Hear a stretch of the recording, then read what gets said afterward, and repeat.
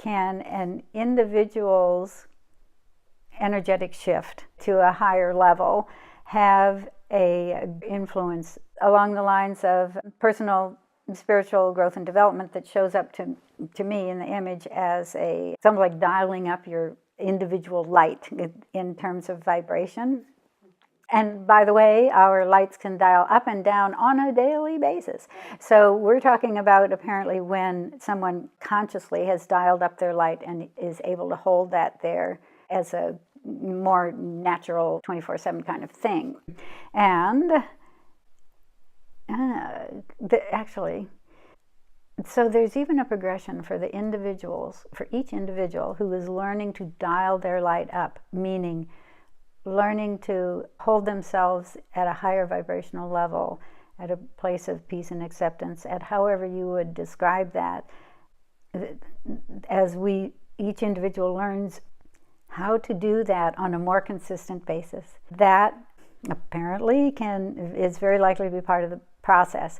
So they're indicating an individual who is able to do that sitting in meditation is starting to tune their body, you might say, to that higher level. But it has a very, well, it depends. Oh my gosh.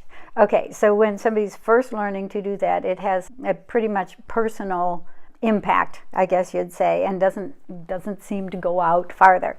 As somebody becomes highly advanced in being able to connect, and it feels very different to me than the feeling for the individual who is learning the meditation. I see this image of somebody sitting and focusing and learning how to do that, and that they're actually able to reach this place. I don't know how to describe it, but those of us who've experienced it know it. It's this beautiful, beautiful place of peace and almost nothingness, except you know you're connected. That's one thing. And then as one would progress and become more advanced and almost more mature in that, they can still sit and be in that place, but it's much stronger, and they actually can focus that out into the environment around them. That can have a greater influence. There are two things. I wish we could just do one thing at a time, but there are two things about that, and one is we can reach a level of having a greater influence in the sitting and meditation. But to remember that we have to get out there into life and be able to hold that vibration as well. And again, the level of maturity, it feels like a maturity to me. The level of depth, the level of genuineness, the level of almost like default to that peaceful place will have a greater or lesser impact as we go out into the world. It's more challenging for someone first learning this kind of thing to hold that state out in everyday life than it is for someone who's done this usually for years and years. Does not mean it's going to take you years and years to get there. It's just drawing a distinction that there is a range of impact that our level of spiritual, again, they're saying maturity and experience can have, and that it's more challenging for the novice when they're out in the world. Actually, that kind of makes sense.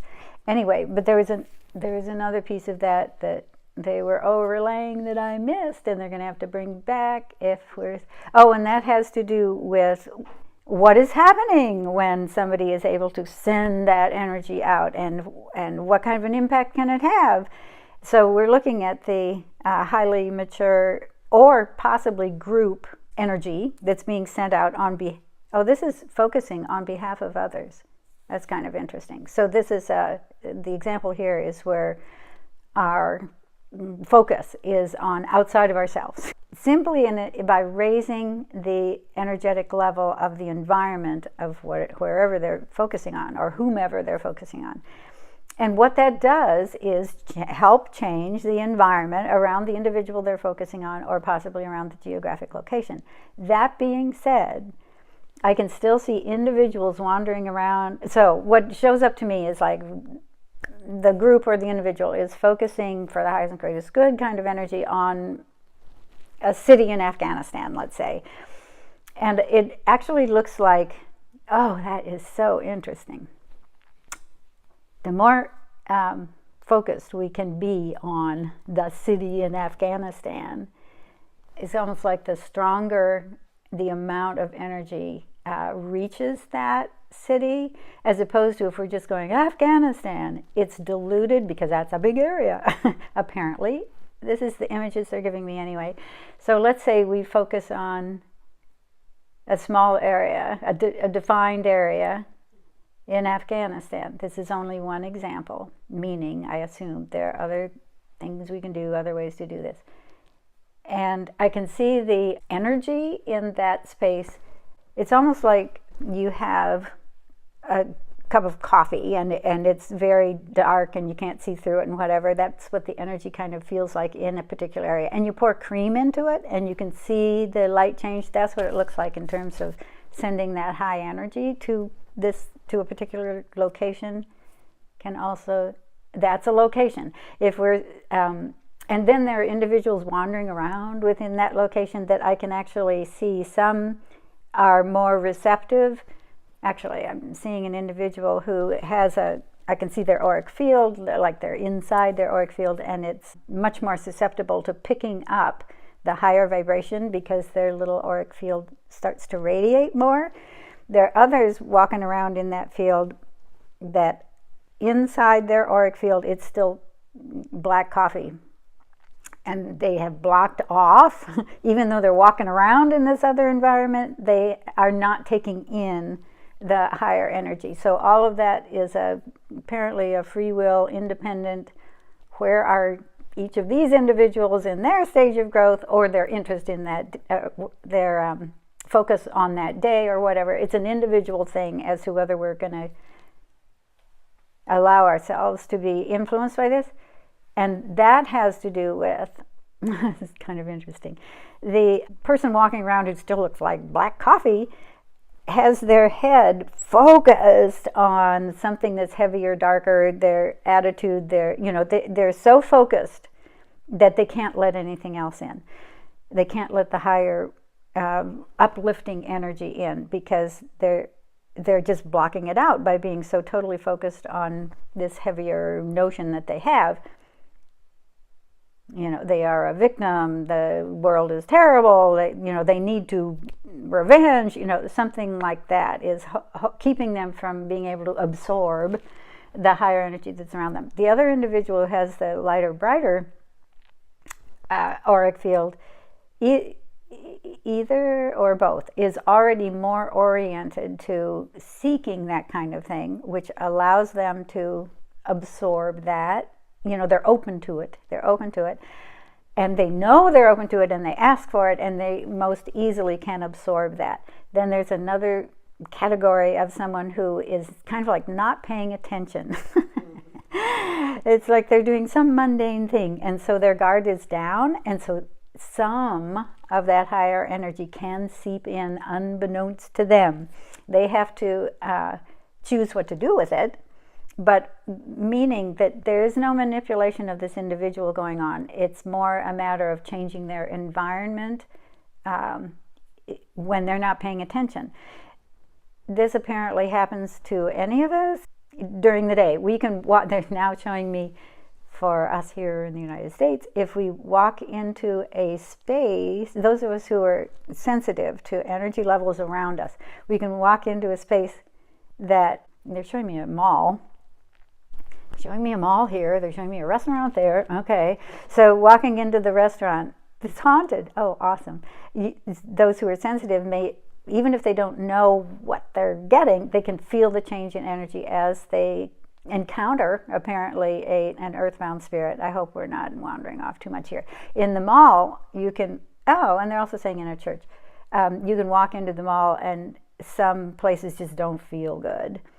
And and in a church, for example, if there's been a very high, wonderful raising of energy, you can walk into a church after the fact and still feel that high energy. So this is our life on the earth plane. We walk into different areas and we may or may not consciously be aware of it, but we are affected by that energy. If we have raised our own personal energy and are just holding it there, It's not a selfish thing. It's just who we are at that moment and where we're vibrating at that moment. It can, oh, and we even see this apparently. And it looks like, so here's the individual with their bigger auric field because it's more radiant. And you can walk, or somebody can walk by you and feel a change, and then they go on. Somebody who's not paying attention to their own, how does it feel to me, can feel the change and walk on and lose it, because then they're outside of the the strength of the energetic field, which dissipates as it goes farther out. You can walk up to a salesperson and you make your purchase, and you can see the positive interaction. The salesperson kind of rises. They're right there within that energetic sphere. And apparently even, again, it's when somebody's not paying attention. So there's a curmudgeon in front of you in line. And if they're totally focused on, you're probably not going to get through. But if they're just daydreaming or, not really focused on anything, it can very well have an impact in a positive way to help lift them up. There's a lot of consistency there, they're saying, in terms of almost any situation, that always turns back to the individual involved. It's always an individual thing as to whether we choose to accept, whether we don't realize it, but we're choosing to push away, whether we're open or not, and then what do we do with that after the fact. All of that has to do with free will and not forcing anybody to do anything against what they would choose to do.